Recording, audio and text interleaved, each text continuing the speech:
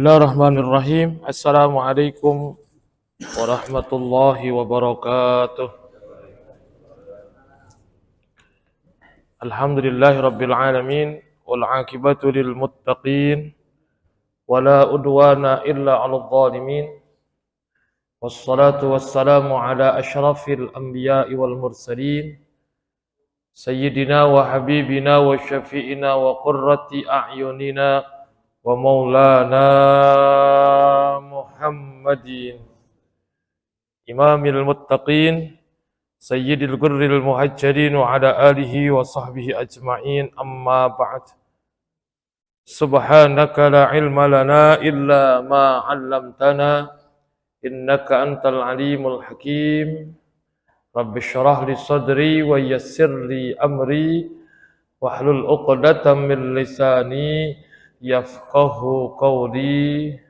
Allahumma in kunta qabilta taubati wa ghafarta dhunubi akrimni bil fahmi wal hifzi hatta anna kulla man sami'a qiraati yazdad riqatun fi qalbihi wa in kana qasiyal qalbi. Ilahi akrimna bir rizqil halal warzuqna min haitsu la yahtasib. Ma'asyiral hadirin wal hadirat jamaah Masjid Jami Al-Furqan yang dirahmati Allah Subhanahu wa taala. Alhamdulillah wa syukurillah, pada pagi hari yang berbahagia ini di tanggal 29 Sya'ban 1445 Hijriah kita sama-sama bisa silaturahim, bermuajahah, bermujalasah, menggugurkan kewajiban kita untuk talabul ilmi. Mudah-mudahan duduknya kita, hadirnya kita mendatangkan kebaikan dan keberkahan berlimpah dari Allah Subhanahu wa taala. Amin ya rabbal alamin. Sama-sama kita bacakan suratul Fatihah mengawali ta'lim kita pada pagi hari ini. Kita mohon kepada Allah Subhanahu wa taala dengan berkah suratul Fatihah Allah panjangkan usia kita, Allah kuatkan dan sehatkan badan kita, Allah luaskan rezeki kita, Allah mudahkan segala urusan kita, dan Ramadan yang tinggal menghitung hari mudah-mudahan kita bisa melaksanakan amaliyah kebaikan di dalamnya. Terkhusus kepada jamaah yang sakit, ya, Pak Tulus yang juga dalam kondisi sedang sakit, dan bapak-bapak atau penjamaah yang lain, mudah-mudahan Allah angkat penyakitnya, Allah sehatkan badannya, Allah pulihkan kesehatannya, dan bisa kembali berjamaah, berkumpul bersama di masjid yang mulia ini. Al-Fatihah. A'udzu billahi minasyaitonir rajim. Bismillahirrahmanirrahim. Alhamdulillahirabbil alamin arrahmanir rahim maliki yaumiddin. Iyyaka na'budu wa iyyaka nasta'in ihdinas siratal mustaqim siratal ladzina an'amta 'alaihim ghairil maghdubi 'alaihim waladdallin. Amin. Bapak saudara hadirin hadirat yang dirahmati Allah Subhanahu wa taala. Sore ini panitia pemerintah akan melaksanakan sidang isbat, sidang penetapan kapan mulai tanggal 1 Ramadan 1445 Hijriah yang menandai awalnya melaksanakan ibadah puasa. Karena hari ini tanggal 29 juga akan dilaksanakan Ru'yatul Hilal dari beberapa penjuru di Indonesia. Muhammadiyah sudah menetapkan bahwa 1 Ramadan jatuh pada hari esok, yaitu hari Senin bertepatan tanggal 11 Maret. Kalau lihat imkanur ru'yah, kemungkinan puasa hari Selasa tanggal 12. Karena hilal masih berada di bawah 0 derajat. Kalau imkanur ru'yah itu berarti susah dilihat. Karena standar Mabim itu adalah 3 derajat yang kemungkinan hilal bisa terlihat. Kapanpun pelaksanaan ibadah puasa, bagaimanapun metodologi yang digunakan untuk beristihad dalam menentukan awal bulan, baik hisab ataupun ru'yat, yang terpenting adalah bahwa kita bisa menyambut kehadiran bulan suci Ramadan dengan penuh kebahagiaan dan kegembiraan. Ya. Karena Ramadan kalau ibarat tamu yang agung, ya, datang ke rumah kita, maka kita akan mempersiapkan segalanya. Calon besan misalkan, ya. Calon besan punya anak, anaknya pinter, ganteng, soleh, kaya raya, bakal jadi mantu kita. Nah, orang tuanya mau datang tuh ke rumah kita tuh, maka segala sesuatunya kita siapin. Ya, makanannya, malah kalau misalkan dia bawa keluarga, dekorasinya, dan seterusnya. Manusia saja yang datang ke rumah kita, ya, maka kita mempersiapkan segalanya untuk menyambutnya, agar apa? Agar tamu itu nyaman di rumah kita, kita pun juga nyaman dengan tamu itu. Lah ini ada tamu istimewa yang hanya datang setahun sekali dan datangnya khusus kepada umat Nabi Muhammad sallallahu alaihi wasallam. Bahkan orang-orang soleh terdahulu 6 bulan sebelum kedatangan tamu ini selalu berharap dan memohon kepada Allah agar dipertemukan dengan tamu yang istimewa ini. Tamu tersebut adalah bulan suci Ramadan. Apa yang udah kita persiapkan? Ya, menyambut Ramadan, apa cukup dengan pawai obor misalkan? Apa cukup dengan cucurak kalau kata orang Sunda? Ya. Makan bareng dulu sebelum puasa. Apa cukup dengan hanya berkumpul? Itu hanya bagian dari tradisi yang ada. Itu pun bagus karena mengingatkan kita kepada bulan suci Ramadan. Ya. Tetapi lebih dari itu, ya, persiapan menyambut datangnya bulan suci Ramadan memang harus betul-betul kita siapkan. Bagaimana cara menyambutnya? Yang pertama, sambut Ramadan dengan kekuatan iman.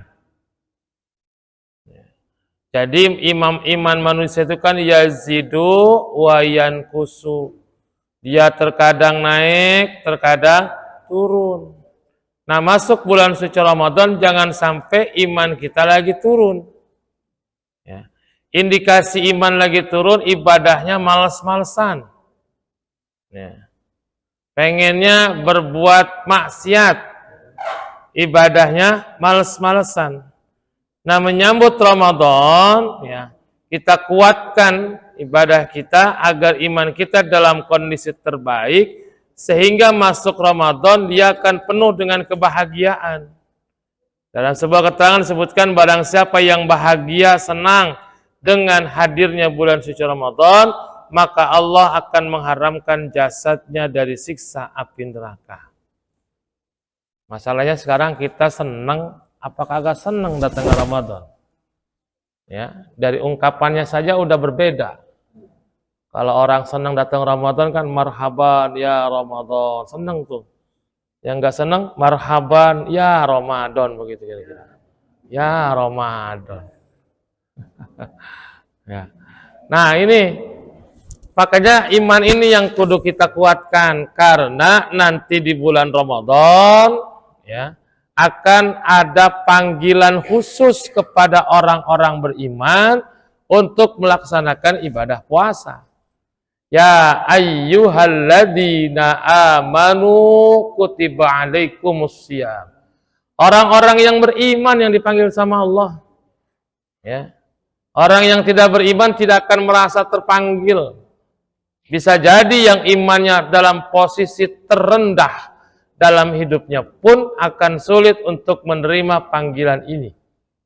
Karena hanya orang-orang beriman yang akan langsung menyambut dan memenuhi panggilan Allah Subhanahu wa taala. Untuk apa? Kutiba alaikumussyam, diwajibkan atas kalian berpuasa. Iman ini pula yang menjadi modal ibadah puasa kita betul-betul memberikan manfaat atas peleburan dan pengampunan dosa dalam diri kita. Man shoma ramadhana imanan wahtisaban. ghufira lahu ma taqaddama min dzambih, ya. Jadi orang yang berpuasa karena iman, ihtisab itu biridai wajhillah, mengharapkan ridha Allah Subhanahu wa taala, ya, maka dosa-dosa yang telah lalu diampuni oleh Allah Subhanahu wa taala. Ya, jadi iman ini menjadi modal, ya, menjadi modal utama untuk melaksanakan ibadah, ya. Salah satu tanda iman seseorang terhadap puasa adalah meyakini bahwa puasa ini adalah perintah dari Allah. Karena perintah dari Allah, maka wajib untuk dilaksanakan. Ya. Dengan keyakinan itu saja lalu kita laksanakan ibadah puasa, maka taat kepada Allah, melaksanakan perintah Allah adalah bagian dari makna yang disebut dengan takwa. Makanya akhir ayat tersebut la'allakum tattaqun, agar kita semua menjadi orang-orang yang bertakwa. Yang kedua, persiapannya adalah persiapan fisik. Ya. Fisik kita, ya, mudah-mudahan dalam keadaan sehat walafiat. Makanya ketika pertengahan Sya'ban sampai akhir, bagi orang yang tidak pernah puasa sunnah, bagi orang yang tidak terbiasa puasa sunnah, ya, sejak nisfu Sya'ban sampai Ramadan tidak diperkenankan berpuasa. Bahkan mengatakan haram, ada mengatakan makruh. Ini bagi orang yang tidak pernah puasa. Puasa cuma Ramadan doang tahun kemarin. Sawalnya kagak, Arafah kagak, Asyura kagak, Ayyamul-Bid kagak, Senin Kamis kagak, ketemu-temu puasa lagi, Ramadan lagi dah dia baru puasa lagi. Berarti dia tidak terbiasa dengan puasa sunnah. Pertengahan Sya'ban sampai akhir dia puasa sunnah, kaget badannya, enggak puasa sunnah, dia puasa sunnah, kaget badannya, sakit. Ya, kemudian awal Ramadan tidak puasa karena sakit. Ini yang dikhawatirkan para ulama. Makanya bagi yang tidak biasa berpuasa sunnah, bagi yang tidak jarang puasa sunnah, ya, maka pertengahan Sya'ban sampai dengan akhir Ramadan tidak diperkenankan untuk berpuasa. Apa tujuannya? Mempersiapkan fisik agar puasa kita bisa baik. Karena kan di bulan Ramadan bukan cuma puasa doang. Malamnya kita qiyamul lail. Ya. Apalagi 10 malam terakhir kita banyak i'tikaf di masjid. Yang nggak biasa begadang makan pasti ngantukkan banget itu. Capeknya bukan main. Makanya perlu kekuatan fisik untuk melakukan itu. Sehari bisa tidur 2 sampai 3 jam doang misalkan. Kenapa? Demi meraih Lailatul Qadar. Apalagi ibu-ibu malamnya i'tikaf misalkan, paginya harus belanja, siangnya harus masak, sorenya menyiapin buka. Bapak-bapak mah enak, malam begadang, pagi bisa tidur nggak mikirin belanjaan ya Pak. Ibu-ibu ya malam misalkan dia i'tikaf, pagi-pagi dia udah mikirin lagi ntar buka pakai apaan. Ya, buat anaknya apa, buat suaminya apa, buat istrinya apa, buat keluarganya apa. Nah, disitulah perlunya kita kesehatan fisik, ya. Makanya secara fisik, ya, mudah-mudahan kita semua dalam kondisi prima dan sehat, 1 bulan penuh pun juga dalam keadaan sehat. Yang ketiga, persiapan yang ketiga adalah persiapan fulus, persiapan harta, fulus, duit. Ya. Kenapa? Ramadan itu adalah bulan di mana pengeluaran kita terkadang di luar prediksi, bahkan yang nggak biasa kita beli, yang nggak biasa ibu-ibu masak di luar Ramadan, kadang-kadang Ramadan mah hampir tiap hari. Agak biasa masak kolak, tiap hari bikin kolak. Emang bapaknya doyan kolak, tiap hari minta bikinin kolak. Karena habis Ramadan mah kolak biasa lagi baik. Bikin gorengan, bikin lontong, bikin es dan lain sebagainya. Ya, yang biasanya tidak masak seperti itu, kemudian ada pengeluaran lebih untuk memasak sebagaimana yang diinginkan untuk melaksanakan buka puasa ataupun sahur. Kadang-kadang buat anak yang masih kecil agar dia mau puasa bangun sahur, masakin makanan yang disukainya. Kalau yang disukainya rada murah, kalau rada mahal, ya kan? Berarti kan ada pengeluaran lebih. Disitulah kita perlunya yang namanya persiapan harta, persiapan maliyah. Belum zakat fitrahnya, belum infak setiap malamnya di setelah sholat tarawihnya. Nah, ini juga perlu persiapan. Ya mudah-mudahan semuanya banyak rezeki, banyak duit. Kita mah nggak usah malu-malu Pak, minta sama Allah. Ya, bulan puasa pengen banyak apa, banyak rezeki. Rezeki kan macam-macam. Berapa orang lagi? Bilang aja minta duit sama Allah. Nggak masalah Pak, ya Allah pengen puasa, nggak punya duit pisan, gimana kayak caranya ya Allah biar saya banyak duit. Ya, Allah punya cara. Bagaimana cara Allah memberikan kita duit? Ya Allah punya cara masing-masing. Apakah ada yang ngasih bonus, ada yang ngasih komisi misalkan, ada orderan kita nyalauin apa kayak tanah kayak mobil kayak, ya yang penting halal. Makanya minta kepada Allah apa yang kita inginkan, termasuk dalam hal duit, ngomong aja, nggak usah pakai malu-malu sama Allah mah. Ya, belum punya duit, minta sama Allah. Kali aja Allah kasih cara dengan cara Allah tersendiri untuk bisa mengirimkan apa yang kita minta, khususnya duit, gitu ya. Nah, yang terakhir persiapan menyambut bulan suci Ramadan ini akan saya sampaikan sedikit adalah ilmu. Ya, ilmu tentang apa? Ilmu tentang puasa, ilmu tentang tarawih, ilmu tentang iktikaf, ilmu tentang hal-hal lainnya yang bersifat ibadah yang kita lakukan di bulan Ramadan. Terutama puasa. Jangan sampai puasa kita sejak subuh sampai maghrib cuman lapar sama aus doang, kagak ada isinya. Kenapa kok nggak ada isinya? Puasanya kagak pakai ilmu. Ya. Makanya ngaji itu penting. Bukan yang penting ngaji, yang penting datang, mau dapat ilmu kagak, yang penting datang. Itu kan begitu, yang penting ngaji itu. Walaupun pahalanya tetap banyak.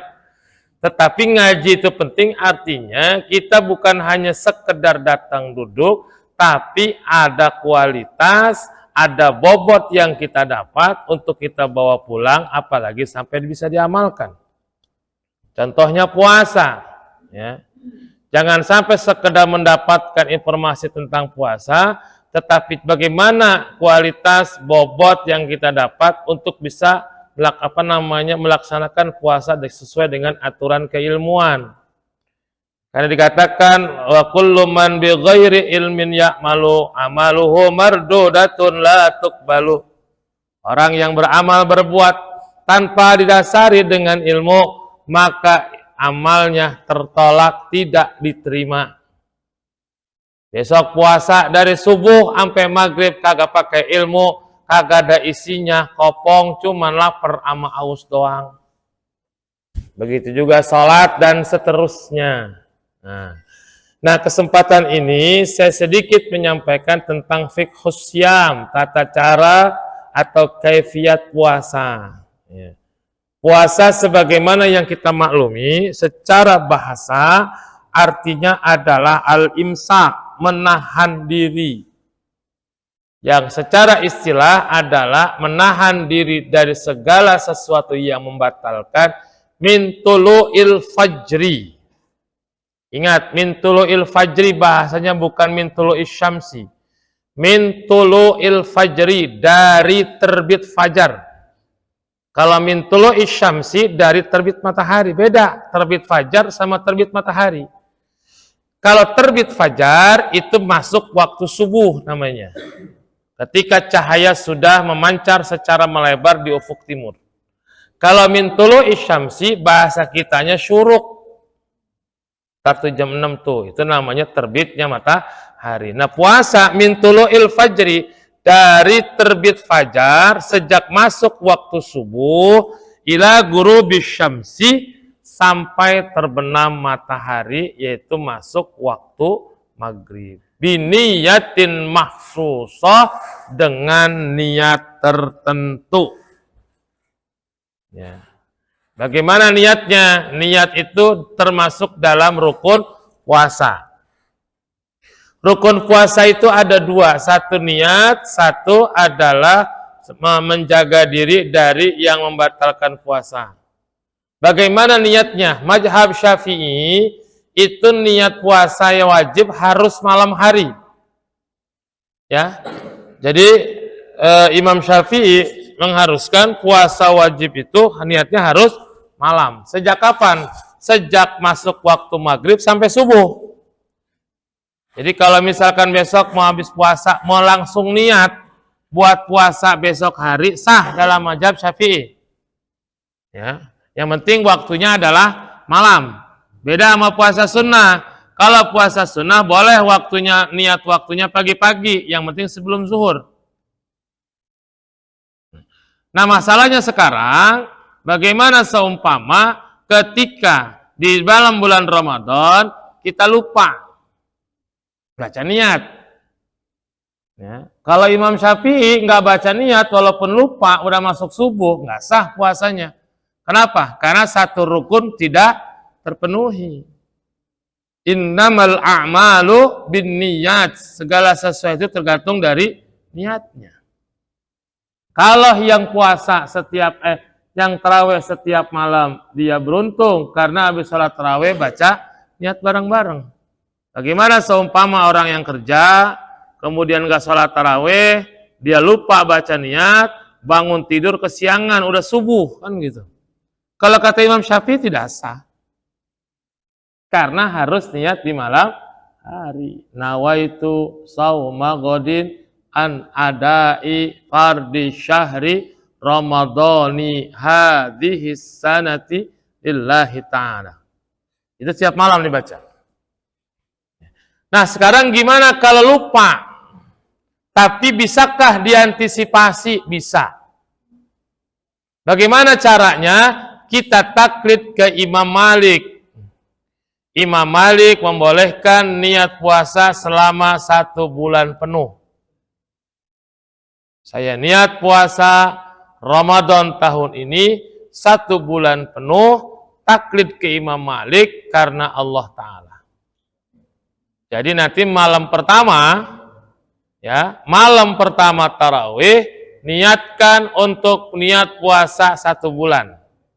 Taklid kepada Imam Malik. Saya niat puasa Ramadan tahun ini 1 bulan penuh, taklid ke Imam Malik karena Allah Ta'ala.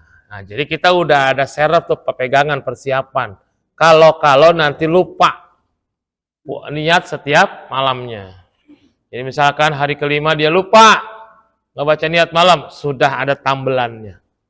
Artinya tetap sah puasanya pada hari itu. Kenapa? Karena taklid ke Imam Malik. Tapi tetap walaupun 1 bulan penuh kita melaksanakan niat puasa, maka setiap malam harus niat tadi.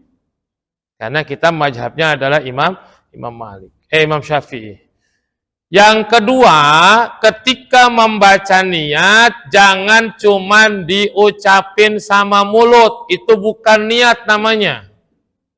Habis tarawih selesai, nawaitu sauma ghadin an adai fardhi syahri ramadhani hadhihi sanati lillahi ta'ala. Itu belum baca niat, tapi baru melafazkan niat. Kayak Bapak Ibu kalau mau sholat baca usolli fardhus subhi raq'ataini mustaqbilal qiblati ma'muman lillahi ta'ala Allah. Nah, ketika baca usolli itu bukan baca niat, tetapi melafazkan niat. Melafazkan niat itu boleh. Sunnah bahkan dalam ulama mengatakan menguatkan hati. Nah, baca niat itu sebenarnya adalah di hati. Itu yang disebut dengan baca niat. Baca niat ketika salat, ketika takbiratul ihram, Allah, hati kita baca. Baca apa? Baca niat. Sebelum takbir usolli bukan baca niat, tapi melafazkan niat. Nah, yang dibaca setiap selesai tarawih nawaitus shauma ghadin itu bukan baca niat, tapi melafazkan niat. Nah, makanya jangan cuma melafazkan, baca niatnya, maka barengi lafaz niat itu dengan hati untuk mengikuti. Ya. Lisan nawaitus shauma ghadin, hati ikutin nawaitus shauma ghadin an ada dan seterusnya. Atau baca niat, melafazkan niat dulu sampai lillahi ta'ala, kasih jeda beberapa menit, beberapa saat untuk hati membaca niat. Ini penting nih, ya. Jangan hanya melafazkan niat, tapi membaca niat. Yang dihitung rukun, baca niat, bukan melafazkan niat. Apakah niatnya harus bahasa Arab? Kagak. Gak ada syarat niat harus bahasa Arab. Syarat niat itu di dalam hati. Ya. Boleh nggak pakai bahasa Indonesia? Boleh. Saya niat puasa besok hari bulan Ramadan tahun ini karena Allah Ta'ala, boleh. Ya. Bagaimana yang sesingkat kita bisa melaksanakan? Tapi bagusnya setiap malam kita baca niat, ya. Niat melafazkan ataupun baca niat. Nah, ini yang berkaitan dengan niat puasa. Yang kedua, al-imsaku al-jamil mufattirati min tulil fajri ila ghurubisy syamsi. Kemudian yang membatalkan puasa. Sebelum saya menyampaikan beberapa yang sunnah. Yang membatalkan puasa itu ada dua. Satu, batal pahalanya, tetapi tidak batal puasanya, dan dia nggak wajib qadha. Pahalanya kosong, tapi puasanya tetap, maka nggak wajib qadha. Apa? Bohong, ghibah, namimah, ya. Kemudian an-nadharu lima yahrumu, lima yahillu bisyahwatin, melihat sesuatu yang tidak halal baginya, lagi nyata pakai syahwat, pakai nafsu, sampai dia berhayal. Nah, ini bisa batal pahalanya, bukan batal puasa. Yang kedua, batal puasanya, maka pasti batal pahalanya dan dia wajib qadha. Apa? Yang pertama adalah ar-riddah. Riddah itu adalah murtad.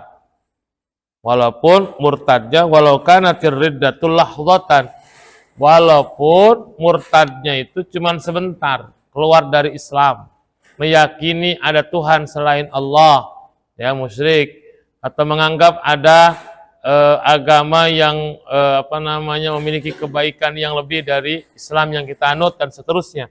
Dia murtad, walaupun sebentar puasanya batal.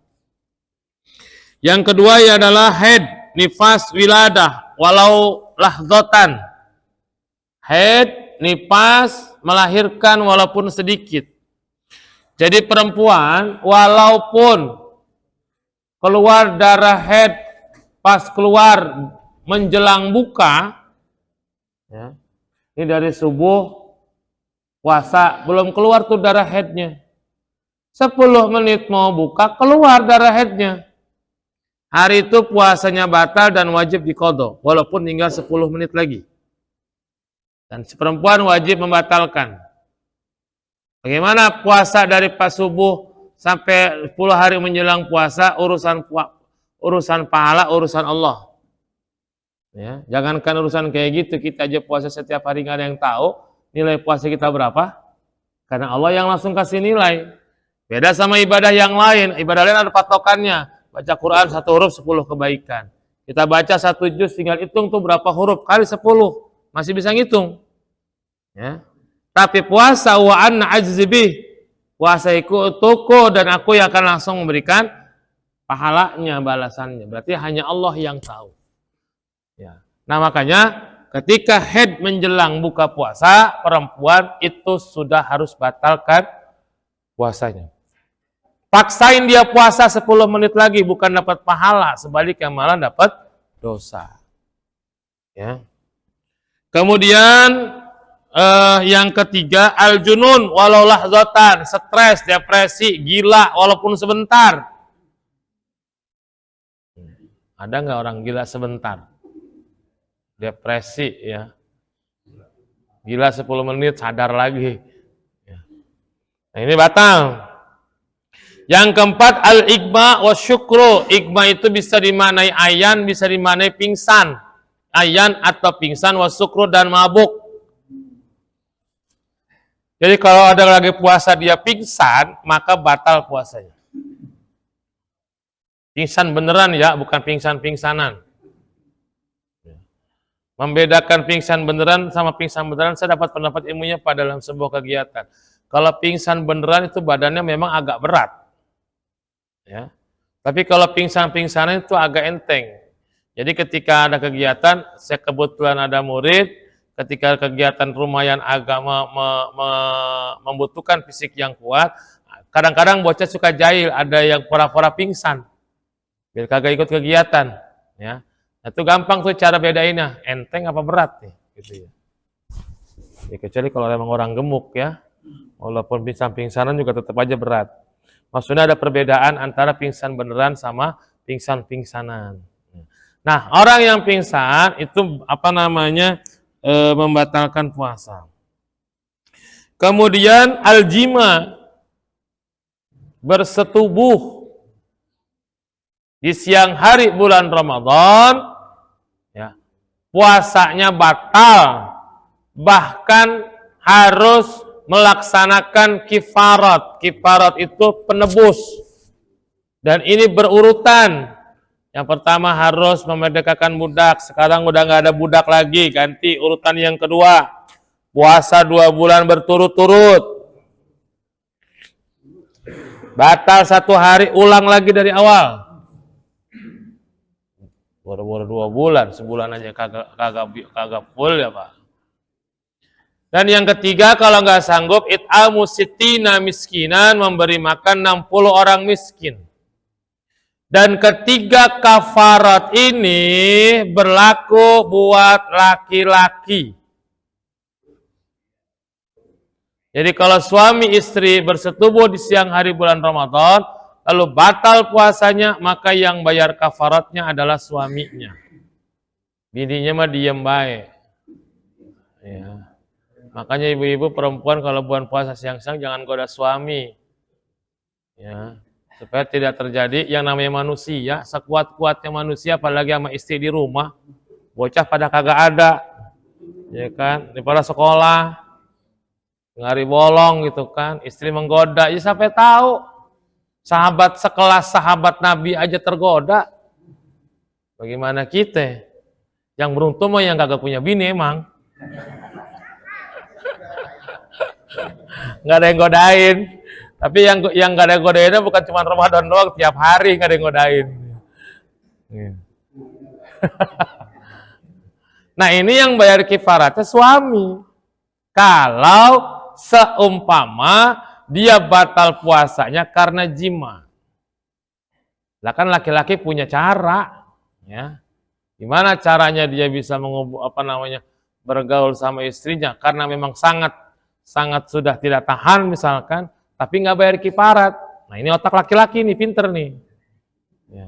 Gimana caranya? Batalin dulu puasanya, makan dulu sama minum. Makan sama minum udah batal tuh baru tubuh istrinya. Jadi batalnya bukan karena jima, nggak kena kifarat kalau kayak gitu.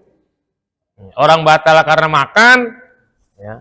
Yang kena kifarat itu batalnya karena bersetubuh.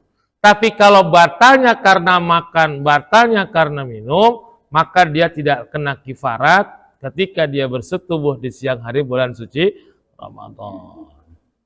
Ya, emang orang laki kan banyak akalnya ya. Ya. Kasih bocoran ya, Be. Kalau ini mah daripada beda merdekain budak-budak kagak ada, puasa 2 bulan emang kagak sanggup. Ya, ngasih makan 60 orang miskin, misalkan juga nggak sanggup, ya saya kasih bocoran, caranya begitu. tapi tetap dosa. Walaupun begitu tetap dosa. Karena dia telah melanggar kewajiban yang harus ditunaikan. Ya, walaupun dalam hitungan fikih ya begitu, tetapi tetap dalam hitungan dosa baik atau enggak, tetap itu adalah dosa, perbuatan itu dosa. Ya, begitu. Jangan sampai besok dipraktekin kayak gini, karena nih, saya tekenin itu dosa lagi. Kita jangan gara-gara saya ngomong kayak gini malah kata kemarin kajian subuh di Al-Furqan begitu. Jadi nggak usah pakai kafarat, tenang katanya. Bocoran. Tapi dosa ya, saya ikat nih bocorannya. Bocorannya saya ikat, dosa hukumnya tetap. Ya. Karena sudah melanggar aturan. Nah, kemudian berkaitan dengan sunnah puasa itu banyak. Sunnah puasa itu banyak, ya. Memperbanyak sedekah, banyak zikir, banyak baca Quran. Lalu bagaimana tidur? Kan tidur ibadah, tidur orang puasa dari subuh sampai maghrib tidur doang, itu bukan ibadah namanya. Goblok. Nah, curang. Ibadahnya kalau gitu curang, Allah Maha tahu. Yang disebut tidur ibadah bagi orang puasa itu adalah ketika dia berpotensi untuk melakukan sesuatu yang merusak ibadah puasanya atau membatalkan puasanya, maka dia tertidur untuk menghindari itu yang disebut dengan ibadah. Misalkan siang hari panasnya bukan main, kalau dia ke empang bawa joran, takutnya emplung. Pora-pora nyemplung, padahal memang lagi panas banget. Gimana caranya modus biar nyemplung begitu ya. Daripada nanti bakal batal puasanya karena cuaca yang sangat panas, maka dia berdiam di rumah dan tidur, istirahat. Nah, tidurnya itu jadi pahala karena menghindari sesuatu yang bisa membatalkan atau merusak puasa. Kalau tadi pagi tidur sampai sore mah sayang. Kenapa? Waktu yang banyak terbuang. Yang kurunya tadarus dia molor. Yang kurunya baca sholawat dia molor. Itu ya. Bangun sholat doang. Johor sholat selesai pulang molor lagi. Bangun asar sholat asar pulang molor lagi. Giliran malam udah kayak kalong. Nah jadi maksud tidur ibadah itu tadi, kalau tidur tidak memberikan efek kayak tadi, cuman menghabiskan waktu, malah bisa jadi makruh tidurnya. Bisa jadi makruh karena menyia-nyiakan waktu. Nah, kemudian di antara sunnah puasa nih, Pak, di bulan Ramadan. Ya, ini sudah saya amalkan dalam 2-3 tahun terakhir. Salah satu sunnah puasa Ramadan adalah mandi setelah berbuka puasa. Bagi yang sehat ya. Kalau yang rematik mah jangan. Ya, apalagi yang punya penyakit kalau gelap dikit mandi ampeknya kumat. Ya, tahu ampek Pak, bengek. Ya. Jadi habis buka itu disunnahkan untuk mandi ittiba'an li Rasulillah, mengikuti apa yang dilakukan oleh Rasulullah. Ya, kalau bapak-bapak sehat, ya, mandi sorenya habis buka. Buka, selesai, kemudian mandi, niatkan dalam mandinya, saya mandi untuk mengikuti apa yang dilakukan oleh Nabi Muhammad Sallallahu Alaihi Wasallam. Nah, dapat pahala tuh. Ya, kalau seumpama tidak ada efek penyakit dalam tubuhnya, jangan sampai mandi jam segitu akan. Kalau enggak ya enggak usah apa-apa, ini kan sunnah. Ini kan sunnah. Nah, kemudian diantara sunnahnya menyegerakan berbuka. Kalau udah maghrib nggak usah bertele-tele. Udah azan, ya Ukuran waktu sholat udah patokannya kita ngikutin yang ada di televisi aja. Jadi televisi yang ada di rumah kita atau jadwal waktu sholat di handphone kita yang terpercaya sumbernya itu yang menjadi patokan kita. Ya. Maka ketika azan berkumandang segera berbuka. Jangan sholat dulu, buka dulu. Sok soleh banget sih lagi azan langsung sholat maghrib gitu ya. Sholat dulu baru buka, ya salah. Ya. Buka dulu baru sholat. Bagaimana ketika buka? Baca doanya bukan doa Allahumma laka sumtu, Allahumma barik lana bima razaqtana wa qina adzabannar. Baca doa itu lalu makan, minum, kurma dan sebagainya. Selesai berbuka baru doa Allahumma laka sumtu dan seterusnya. Sebagai bentuk rasa syukur kepada Allah Subhanahu wa ta'ala. Sahur pun demikian, akhirkan sahur. Jangan jam 2 udah sahur. Tol banget, habis sahur molor. Subuh bablas. Itu bukan sunnah, itu mah keder ya. Gitu. Jadi kalau misalkan imsak jam 4 lewat sekian, setengah 4 lah. Dan imsak itu bukan berarti waktu kita mulai puasa. Imsak itu waktu persiapan untuk berpuasa. 10 menit lampu kuning dah. Masih bisa ngopi dah.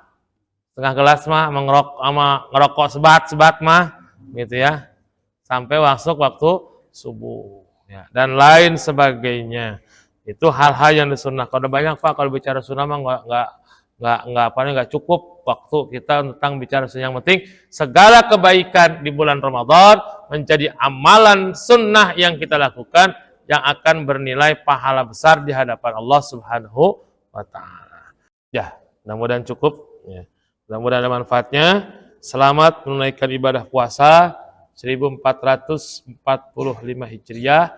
Mudah-mudahan Allah kuatkan iman kita, Allah sehatkan badan kita, Allah banyakin duit kita, ya, dan mudah-mudahan sedikit ilmu yang kali ini bisa diamalkan. Al-Fatihah. A'udzu billahi minasyaitonir rajim. Bismillahirrahmanirrahim. Alhamdulillahi rabbil alamin arrahmanir rahim maliki yaumiddin. Iyyaka na'budu wa iyyaka nasta'in. Ihdinas shiratal mustaqim. Shiratal ladzina an'amta 'alaihim ghairil maghdubi 'alaihim waladdallin. Amin. Karim. Bismillahirrahmanirrahim. Alhamdulillahi rabbil alamin. Allahumma shalli 'ala sayyidina Muhammad wa 'ala ali sayyidina Muhammad. Allahumma ighfir lana dzunubana ولوالدينا وارحمنا وارحمهم كما ربونا صغارا. اللهم بارك لنا في شعبان وبلغنا رمضان واقض حاجاتنا ويسر أمورنا وبلغ مقاصدنا برحمتك يا أرحم الراحمين. ربنا آتنا في الدنيا حسنة وفي الآخرة حسنة وقنا عذاب النار. وصلى الله على سيدنا محمد النبي الأمي وعلى آله وصحبه وسلم. بفضل سبحان ربك رب العزة عما يصفون wassalamun al mursalin walhamdulillahi rabbil alamin. Wallahul muwaffiq ila aqwamit thoriq wa lafu minkum. Wassalamu alaikum warahmatullahi wabarakatuh.